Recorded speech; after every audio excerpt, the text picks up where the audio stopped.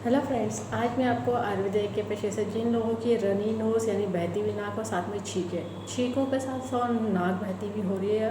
कफ जो बन रहा है, जो बह रहा है आपके नाक से और मुंह से दोनों जगह से, यानी जो पतला पतला सा बह रहा है, गाढ़ा सा बह रहा है, जैसे भी बह रहा है, बहने वाला कफ और साथ ही साथ छींकें, जिनकी छींकें नहीं रुक रही है, तो उस चीज़ का ट्रीटमेंट बताऊँगी। इस चीज़ की प्रॉब्लम जो होती है, एक तो आजकल वायरस की प्रॉब्लम हो रही है, जिन लोगों को वायरस की वजह से है। दूसरा चीज़ ये है कि एकदम से गर्मी पड़ रही है और लोग ज़्यादा एसी में बैठे हैं, तो एसी से एकदम से बाहर निकलना है, तो वो टेम्परेचर आपका फ्लक्चुएट होने की वजह से बॉडी में लंग्स पर अफेक्ट कर रहा है। लंग्स में एकदम से ठंडा गर्म हो जा रहा है और जिसकी वजह से दिमाग में ये कफ बह जा रहा है छींकों के ज़रिए, और तेज़ छींकें आ रही है, लोगों को पता नहीं चल पा रहा है कि क्या हो गया, और एकदम से लोग घबरा जा रहे हैं। तो ये ठंडा गर्म की वजह से भी हो रहा है, और दूसरी चीज़ ये जो वायरस की प्रॉब्लम है उसकी वजह से भी हो रहा है। और अगर आपने मास्क रीयूजेबल यूज़ कर रहे हैं और उसको सही से वॉश नहीं कर रहे हैं और उसको सैनिटाइज़ नहीं कर रहे हैं, बार बार उसको सेम मास्क को रीयूज़ करने में लगे बिना उसकी केयर करें, तो और जो क्वालिटी उसकी अगर है तो अच्छी नहीं है, डस्टी हो रहा है, तो वो सब चीज़ें प्रॉब्लम कर जा रही है। आपके नाक के ज़रिए अंदर लंग्स में जा रहा है, फिर छींकें और नाक बहना शुरू हो जा रही है। तो देखिए, ये सब चीज़ों से बचे रहिए, और घटिया से घटिया जो सैनिटाइज़र बाज़ार में बन रहे हैं वो सब चीज़ से अवॉइड करिए, क्योंकि वो भी केमिकल जहाँ तेज़ी से नाक के ज़रिए लंग्स में जाएगा तो छींकें और नाक बहना की प्रॉब्लम आ जाती है लोगों को। ठीक है, इस चीज़ का ध्यान रखिएगा, क्योंकि बहुत ज़्यादा तेज़ स्मेल या बहुत तेज़ केमिकलाइज तो ये भी प्रॉब्लम करती है। और कहीं पर अगर आपने किसी को किसी तरह से किसी चीज़ से एलर्जी होती है, चाहे डस्ट से हो, किसी तरह के धूल से हो, किसी तरह की केमिकल से हो, या फिर किसी तरह के फूलों से हो, पेड़ कुछ लोगों को ऐसा होता है कि वो जो ठंडे और गर्मी की नमी उसकी वजह से भी होती है, तो ये सब चीज़ों की कभी कभी दवाइयों की एलर्जी भी होती है, जिसकी वजह से छींकें और नाक बहने लगती है। तो लोगों को समझ नहीं आता अचानक से हो क्या गया है। तो देखिए, घबराइए नहीं, रिलैक्स रखिए दिमाग को, और मैं पॉइंट आपको बताने जा रही हूँ। बाकी जो डॉक्टरों ने प्रिकॉशन बताए हैं वो सब चीज़ें लेते रहिए, और अपने जो भी मास्क लगा रहे हैं तो सही क्वालिटी का हो, और रीयूजेबल है तो उसको सही घर आकर के उसे वॉश करिए, सैनिटाइज़ करिए, ठीक तरह से साफ़ करिए। ठीक है, क्योंकि पहनना तो आखिर आपको खुद को है, और अगर डिस्पोजेबल यूज़ कर रहे हैं तो उसको भी ठीक तरीके से डिस्पोज़ करिए, कहीं उधर इधर ना फेंक दीजिए। उसका भी तरीका होता है डिस्पोज़ करने का। ठीक है, उसको एक कागज़ में लपेट करके तब फेंकिए, पेपर में या किसी तरह से, ऐसा अनजाने में खुला ना फेंकिए, क्योंकि इनडायरेक्टली अगर आपने दूसरों के साथ तो फेंक दिया, आपने सोचा हम अपने से हो गए, मगर कहीं ना कहीं फिर वो रिपीट हो जाता है। नेचर आपको खुद ही वो चीज़ उठा के ला के इफेक्ट कर देती है। तो ऐसा ना सोचिए कि अपना तो प्रिकॉशन ले लिया और दूसरे के लिए परेशानी कर रहे हैं, तो कैसे ऐसा ना हो कि आप खुद ही उसी चीज़ की चक्कर में आ जाए। ठीक है, तो ऐसा ना करिए, केयरलेस ना बनिए, और घर आकर अपने हाथों को सही से सैनिटाइज़ करके वॉश कर लीजिएगा जिस तरह से बताया गया। और डेली के जो गरारे बताए गए, नमक के पानी, फिटकरी के पानी से ले करते रहिए। और जो गरारे के अलावा भाप लेने का बताया वो भाप ले लीजिएगा।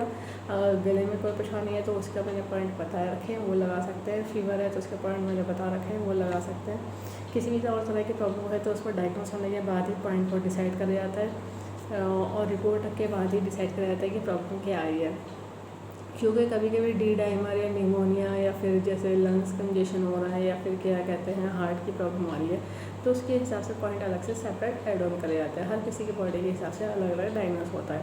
ठीक है, सबकी सेम प्रॉब्लम नहीं होती है। कभी कभी लोगों को पता नहीं चलता, अनजाने में सीने में दर्द हो रहा होता है, तो हम कन्फ्यूज़ होते हैं कि लंग्स में प्रॉब्लम है, या हार्ट में प्रॉब्लम है, या गैस्ट्रिक की प्रॉब्लम है। देखिए, इस टाइम में मिसकन्फ्यूज ना होइए, अलर्ट रहिए और ध्यान रखिए अपनी बॉडी का, और जो भी प्रिकॉशन है लेते रहिए। ठीक है फ्रेंड्स, और ये देखिए, इस पॉइंट को लगाने के लिए ज़रूरत होगी पेपर टेप की, डॉक्टर टेप की, किसी भी मेडिकल सर्जिकल की शॉप से ले लीजिएगा। 1/2 इंची का टेप होता है, ये स्किन वाले टेप होता है, कोई और से टेप नहीं यूज़ करिएगा।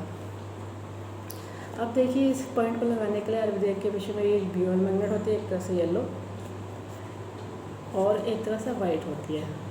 देखिए, ये ब्यूअर मैग्नेट ह्यूमन बॉडी के एक्यूप्रेशर पॉइंट के लिए बनाई गई है। ये पॉइंट को स्टिमुलेट करने का काम करती है, कहीं पर एनर्जी डिस्टर्ब हुई होती है, वो पॉइंट को अप्लाई करने के बाद उसे बैलेंस कर देती है।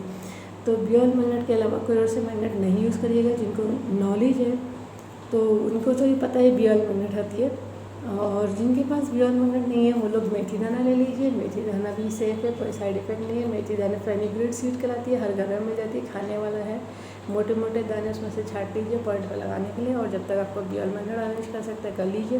वो आप पे डिपेंड है कि बी ऑयल मैग्नेट आपके पास है नहीं है, उसके साथ आप पॉइंट पे मेथी दाना से लगा सकते हैं। और जिनको कलर की नॉलेज है वो लोग कलर लगा सकते हैं।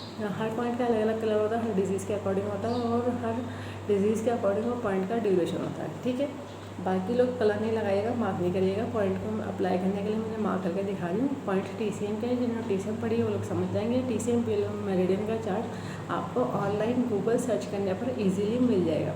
ठीक है फ्रेंड्स, इसलिए उसके भी मार्क्स जैसे TCM प्योर मेरिडियन टाइप करेंगे गूगल पर मिल जाएगा आपको। और पॉइंट की लोकेशन बहुत ईजी बता देती है, हर किसी को आराम से समझ में आ जाती है। देखिए पॉइंट हमारे हाथों में आएंगे, बायोलेटरल रहेंगे। पॉइंट की लोकेशन देखिएगा, ये जो हमारे इंडेक्स फिंगर है थंब साइड, यहाँ पे 2 पॉइंट आता है। जो जॉइंट पे पॉइंट है ये LU9 है, लंग्स का मेरिडियन का 9 पॉइंट है। इससे एक पॉइंट छोड़ते हुए नीचे को मिडिल जॉइंट की तरफ को बढ़ेंगे तो लंग्स का 7 पॉइंट है। देखिए 2 पॉइंट होगा।